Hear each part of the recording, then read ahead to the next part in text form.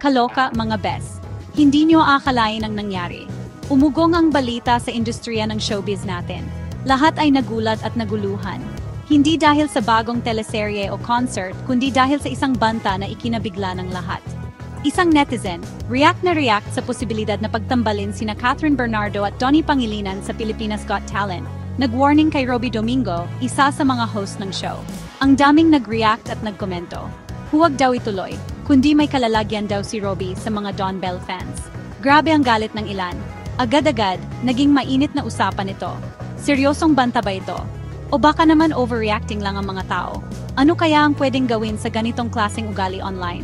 Paano natin mapipigilan ang ganitong toxic behavior? Si Roby Domingo mismo, halatang apektado, nag-post sa social media. Sinabi niya na hindi dapat ganito ang mga fans. Tanong niya, banta ba talaga ito? Kasuhan kaya? Maraming nagbigay ng opinyon. Marami sa industriya ang nababahala. Paano na ang kaligtasan ng mga artista at mga host? Lumalala na raw ang ugali ng ilang fans online. Hindi na ito tama. Paalala ito na malabo na ang linya ngayon sa pagitan ng pagiging fan at pangharas. Dapat nating tandaan na may limitasyon ang lahat. Okay lang ang suporta, pero hindi yung pagbabanta. Nakakatakot, diba? Dapat tayong magtulungan para maging mas maayos ang online community natin.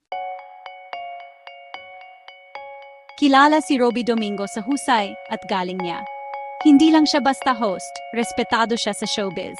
Yung reaction niya sa banta, halo-halong pag-aalala at di makapaniwala. Dama natin, di ba? Hindi lang basta nagpapakilala ng contestant si Roby sa PGT. Mentor din siya, nagbibigay ng encouragement at guidance. Siya rin ang tulay sa pagitan ng judges at audience. Dito sa nangyari, kitang-kita natin ang hirap ng mga nasa industriya. Kalmado lang si Roby at pinag-isipan ang isasagot. Ginamit niya ang platform niya para pag-usapan ang seryosong issue nito. Dapat lang na magsalita laban sa online harassment. Hindi lang basta talent show ang Pilipinas Got Talent. Ito ay isang plataporma na nagbibigay ng pagkakataon sa mga Pinoy na ipakita ang kanilang natatanging talento sa buong bansa. Ito yung show na nagpapakita ng iba't ibang talento ng mga Pinoy. Mula sa mga mang-awit, mananayaw, magicians, at iba pang performers, lahat ay may pagkakataon na magningning. Daming sumikat dahil dito, di ba? Maraming buhay ang nagbago at maraming pangarap ang natupad dahil sa show na ito. Excited ang lahat sa pagbabalik nito for Season 7. Matagal nang hinihintay ng mga fans ang pagbababalik ng kanilang paboritong talent show. Pero, yung announcement ng judges, ibang klaseng excitement ang dala. Ang mga hurado ay may malaking papel sa tagumpay ng show. May mga datihan na sina Freddie M. Garcia at Eugene Domingo, at may baguhan naman sina Catherine Bernardo at Donnie Pangilinan. Ang kombinasyon ng mga veterano at bagong mukha ay siguradong magdadala ng bagong flavor sa show. Mas maraming younger audience ang maengganyo, for sure. Ang presensya ng mga batang hurado ay magbibigay ng bagong perspektibo at mas modernong pananaw. Kanya-kanyang fans ang mga hurado, kaya medyo delikado. Ang bawat isa ay may sariling fanbase na handang sumuporta at magbigay ng opinyon. Yung simpleng suggestion lang na pagtambalin sina Catherine at Donnie, ang daming nag-react agad. Ang kanilang chemistry ay inaabangan ng marami. Ganito talaga kalakas ang influence ng mga love team sa showbiz at ang loyalty ng fans. Ang kanilang suporta ay walang katulad at ito ang nagbibigay ng dagdag na excitement sa show. Hindi na bago yung ideya na pagtambalin sina Catherine at Donnie. Matagal nang pinag-uusapan yan ng mga fans. Pareho silang sikat ngayon. May chemistry din naman sila. Kita naman sa mga past collaborations nila. Si Catherine, ang box office queen, ang dami ng successful projects. Nung naghiwalay sila ni Daniel Padilla, gulat ang lahat. Daming tanong kung sino ang susunod niyang makatambal. Si Donnie naman, paangat ng paangat ang career. Isa siya sa pinakasikat na leading man ngayon. Bongga kung magsasama ang dalawang ito sa isang project. Bagong simula para sa kanilang dalawa. Section 5, ang pagkatapos ng Katniel bagong yugto. Phenomenal ang Katniel. Mahigit isang dekada silang naghari sa showbiz. Hindi lang sa screen, kundi pati sa totoong buhay. Malungkot ang fans sa paghihiwalay nila. Pero may bagong opportunity din para sa kanilang dalawa. Pwede silang mag-explore ng ibang projects. Patunay lang na sikat pa rin sila dahil ang dami pa ring nag-aabang sa mga susunod nilang gagawin. Magkakabalikan pa kaya sila? O may bagong love team na mabubuo? Abangan! Section 6. Don Bell fans, nadamay sa gulo. Makikita natin sa banta kay Robbie kung gaano ka-loyal ang mga Pinoy fans lalo na sa mga love team. Nasa gitna ng gulo ang Don Belly fans. Yung nagbanta online, kahit sinasabing Don Belly fan, hindi niya nire-represent ang buong fandom. Huwag nating lahatin, di ba? Maganda ang pagsuporta, pero hindi dapat nakakasakit ng iba. Dapat may respeto tayo sa isa't isa, lalo na online. Section 7. Ang presyo ng kasikatan, love teams at fandom sa spotlight. Sa mundo ng showbiz, ang love teams ay isang malaking bahagi ng kultura. Ang mga tambalang ito ay hindi lamang nagbibigay ng kilig sa mga manonood, kundi nagiging inspirasyon din sa maraming tao.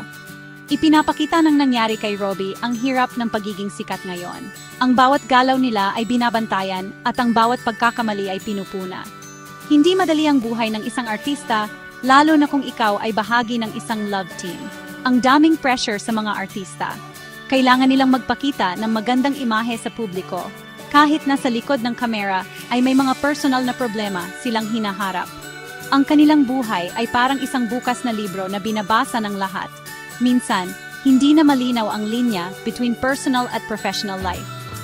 Ang kanilang mga relasyon ay nagiging bahagi na rin ng kanilang trabaho at minsan ay nawawala na ang kanilang privacy.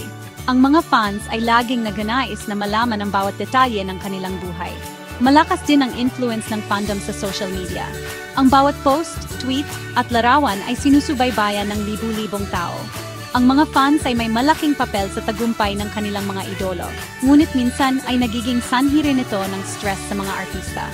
Noon pa man, uso na ang love team sa atin.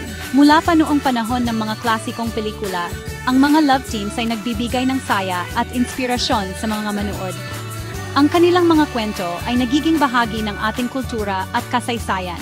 Ang dami nilang followers at malaki ang impact nila sa success ng mga shows at movies. Pero may downside din. Ang kanilang kasikatan ay nagdudulot ng malaking pressure sa kanila na laging magpakita ng perfect image. Ang bawat pagkakamali ay nagiging malaking issue. Ang daming pressure sa love teams na magpakita ng perfect image. Kailangan nilang laging magmukhang masaya at in love, kahit nasa likod ng kamera ay may mga personal na problema silang hinaharap. Ang kanilang buhay ay laging nasa spotlight. Minsan, hindi na sila makapag-explore ng ibang roles. Ang kanilang imahe bilang love team ay nagiging hadlang sa kanilang pag-unlad bilang mga artista. Gusto rin nilang subukan ang iba't ibang roles, ngunit minsan ay natatatali sila sa kanilang love team image. Tao lang din ang mga artista, may feelings din sila. Dapat respetuhin natin sila.